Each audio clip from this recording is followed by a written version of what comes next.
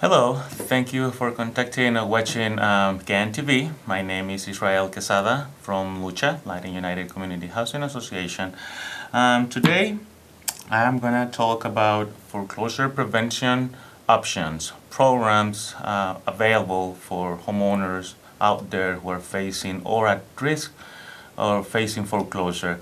Also, basically, I want to talk a little more about our association. L.U.C.H.A, we provide free housing assistance basically for homeowners, first-time home buyers, and also with credit counseling. But also we have programs for renters. So we have a rental assistance for voucher or Section 8 to medium and low income people. So like I was saying, this time I want to talk about home retention and non-retention options. So first case I want to talk about HARP. So HARP, that's the Home Affordable Refinance Program, is still available for those homeowners who are at risk of facing foreclosure or they're having problems paying their mortgages. So they have to be current and they have to show they have enough income to support the new mortgage loan. So that's the HARP, home refinance. The HAM, that program ended in December last year, so it's no longer in place. With HAM, that's also, or that was the Home Affordable Modification Program. Everybody knows as Obama's plan, where it's no longer in place. It was a very good program for those homeowners who they were facing foreclosure and they were behind on their mortgage payments. With HARP, like I said, you have to be current and then also show that you have enough income to support the new mortgage loan. First step, I always recommend contact your lender and let them know that you're having problems or that you will have problems, because as long as you can prove there's like imminent default, meaning that you're gonna fall behind on your mortgage payment, there's a lot of programs. There's a few programs also for renters through our association as well, for those peoples also that they're trying to buy their free home, or they need to basically to improve their credit in order to apply or to buy a new loan, or just to improve their credit. So everybody knows, or a lot of people knows, basically the credit it's very important in United States. So we also help people with credit issues as well. The other program there's available is the iRefi. The iRefi, this program is for Illinois. With the iRefi, basically that's another type of refinance. With this program, kind of the same. You have to be current, and also in the last 12 months you have to be been paying your mortgage on time. So meaning that 12 months prior to applying for iRefi, never missed a monthly mortgage payment. And also with iRefi, there's two options, the conventional or FHA. For conventional, the credit score is 640. For FHA is 660. For example, when somebody comes to see me and they would like to apply for iRefi, let's say the credit score is 620, for example. Okay, so they have to increase the credit score to 640 in order to apply for a conventional through iRefi, or if they want to apply for iRefi through through the FHA, they need a 660 credit score. So we're gonna help them, we're gonna assist them basically to improve the credit score to meet those requirements. Income below AMI, the income limit, and this is a 3-year forgivable loan. Basically, they have to stay in their house for 3 years at least, and then they don't have to pay. And the amount is up to $50,000. This is through iRefi for homeowners. And also the HHF program. This is the hardest hit fund.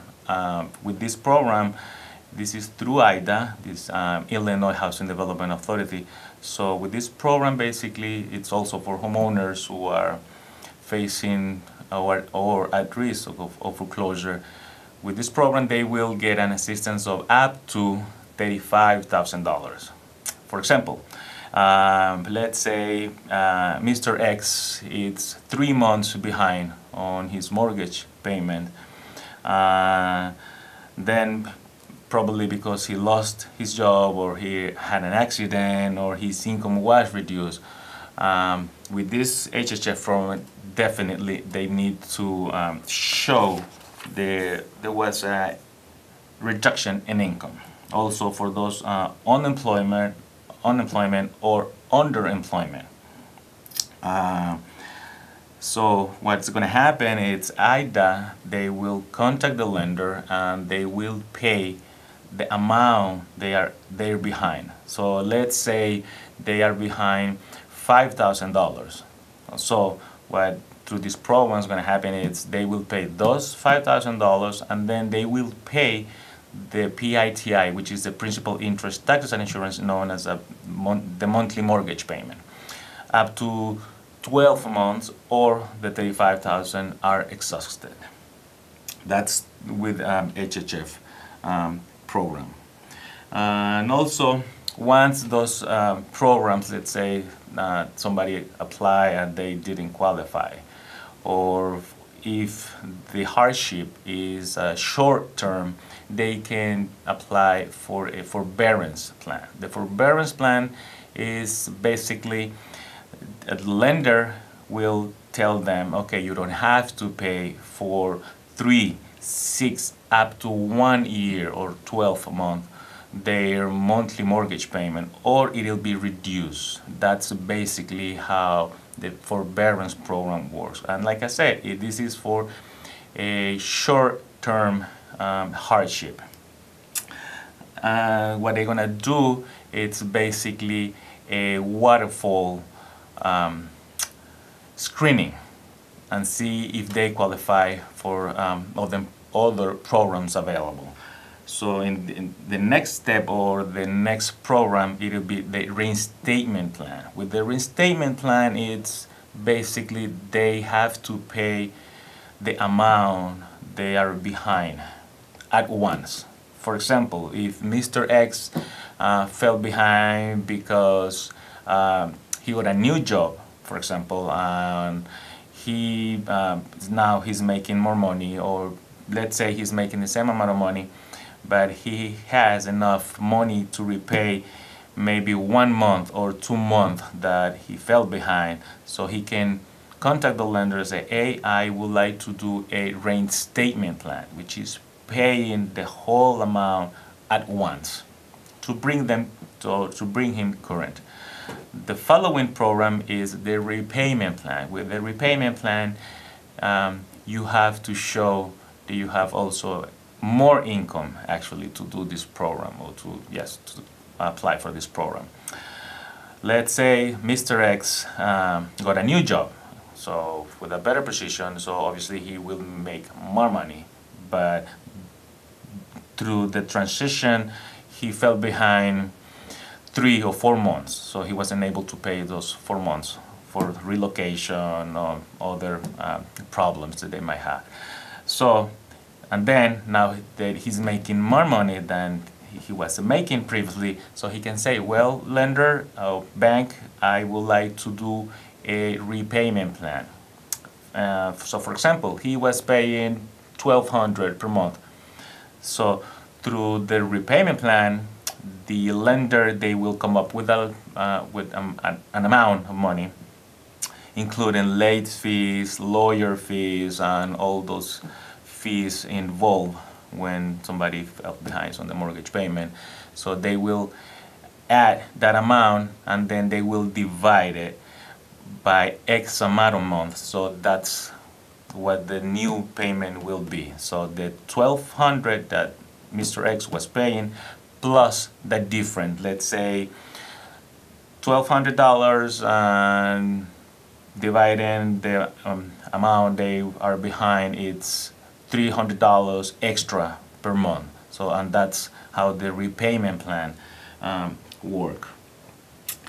Modification. The modification, there are basically what they call the in-house or traditional modification, which is directly with the lender. So once that you contact first your lender, letting them know that you have problems and you met with the housing counselor like me, we will guide you, we will assist you through the process in order to apply for a loan modification. How the modification works? Well, they can reduce the interest rate, they can extend the terms of the loan, but they cannot extend the term for more than 40 years.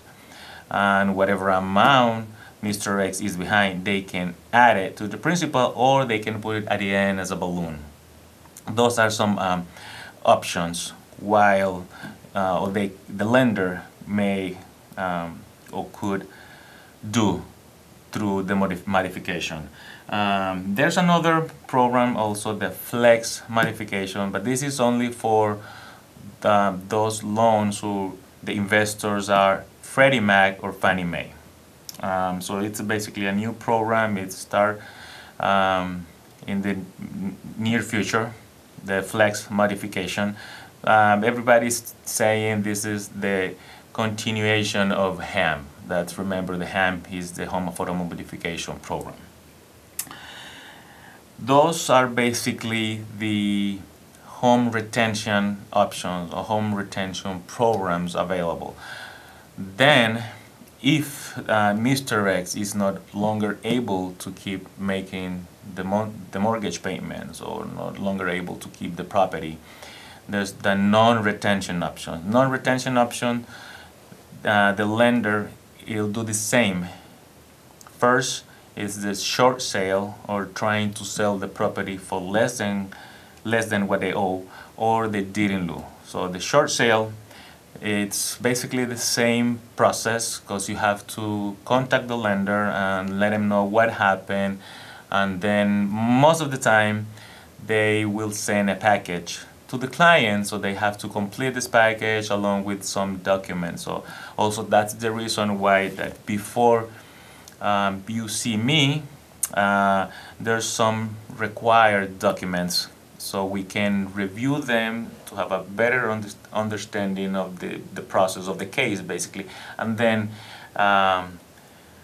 we will let you know what your options are. So, and if in this case is short sale, because Mr. X is no longer able to keep the property, it's that the lender is willing to take less money than what the Mr. X owe. So, for example, the property value is, or they have to do an appraisal. So the appraisal comes out and says, okay, the property value right now it's $200,000, and Mr. X, the original mortgage loan, it's for $240,000. So there's a shortage. There's they owe more than what the property value is. So the lender, they have to agree and say, okay, well, since the appraisal said the value of the property is $200,000, we can take $200,000. And then it's the process.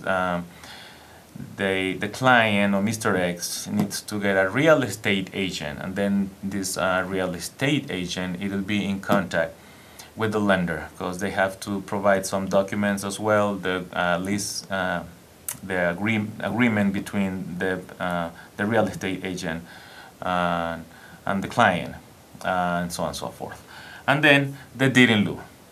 Once they try to do a short sale, but nobody made an offer, or the offers that were made, they were not enough, or the other person who was trying to buy that property through the short sale didn't have the meanings, or didn't have enough money, or their credit score or the credit report was showing some delinquencies, so the lender obviously said, no, I don't want to deal with this person. So that's one of the reasons that the short sale cannot go through.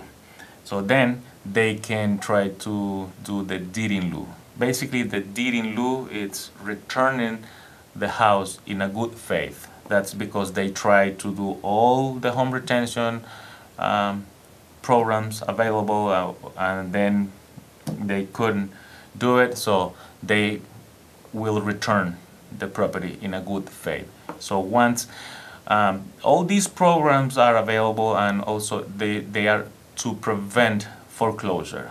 Why? Because if the property goes to foreclosure, there's more damage for homeowners and also for the lenders. So it's on their best interest trying to solve this problem before the property going into foreclosure. And like I said, I always recommend my clients and everybody out there who are at risk or facing foreclosure, contact your lender first, and then contact an association, a non-profit organization like L.U.C.H.A. So because all our services are free, and we will guide you, we will assist you through the process.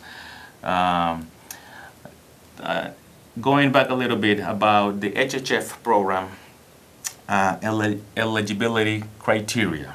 So it has to be the property located in Illinois, has to be the primary residence, meaning the owner has to be living in the property.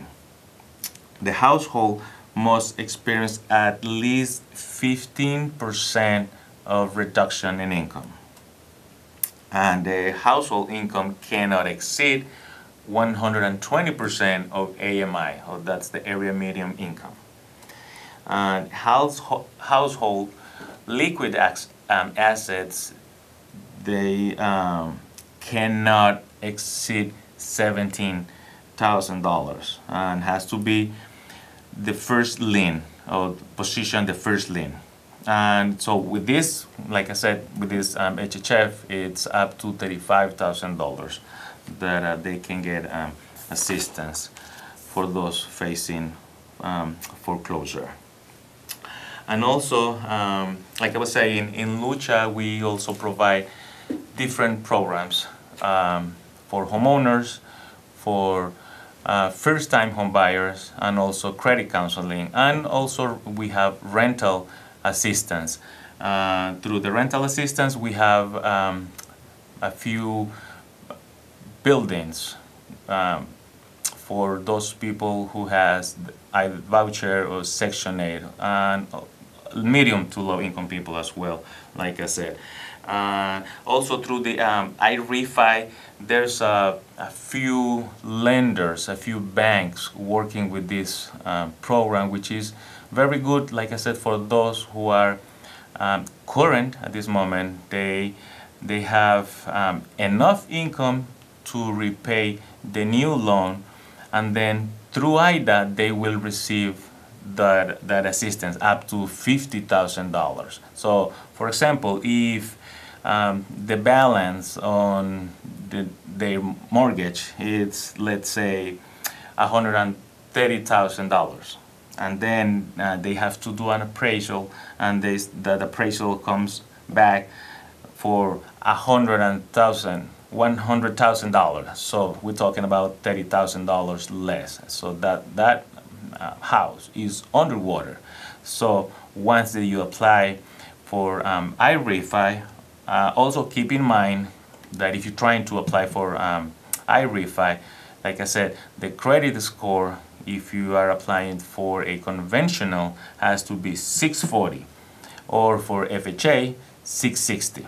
So if the credit score is not as high as needed, they can contact us or any other nonprofit organization, and we will help you, or we will help Mr. X to improve the credit score to be where they have to be at. And then Also, like I said, the property value at least 10%. Meaning, okay, so in this case, let's say by dividing 130,000, that's the principal balance, divided by $100,000, which is the appraisal of that property. So we're talking about there is like 30% of difference between. So that's when I-refi programs comes in, and then basically once the new loan or the refinance process through I-refi, it's done, instead of paying for a property or for a mortgage loan of $130,000, you will be paying for a $95,000 mortgage, basically. But that's the reason why all these programs are meant to help those homeowners that it's what we call it are underwater, meaning that they owe more than what the property value is. But obviously, we will help you, we will assist you through the process, because there are also some eligibility criteria with HHF or I-refi or flex modification. Through those programs, once that the lenders find out that a client is working with a housing counselor, they are more willing to work with those clients. Why? Because we know how the programs work, the requirements. We have to know in some point the laws, because in every state is different. So there are some differences, and also with the programs there are some differences as well. So that's the reason why the lenders, they are more willing to work with the client, because we know how the programs work and all those requirements. And also when it comes to first-time home buyers or credit counseling, we are going to have this Saturday, the 17th, at David Spear Academy. We're going to have the first-time home buyers seminar, which is from 10 a.m. to 4 p.m. The address is 5321 West Grand. And also we're going to have another event as well for those people who are trying to buy a home or are having problems with their credit as well.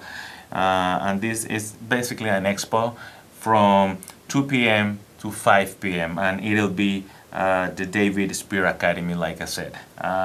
For those who are wondering, our information, L.U.C.H.A, here we go. It's the address 1152 North Christiana, Chicago, Illinois 60651, and our phone number is 773-489-8484, or our website www.L.U.C.H.A.org, or email. If you want to email us as well, you can do it at intake@L.U.C.H.A.org.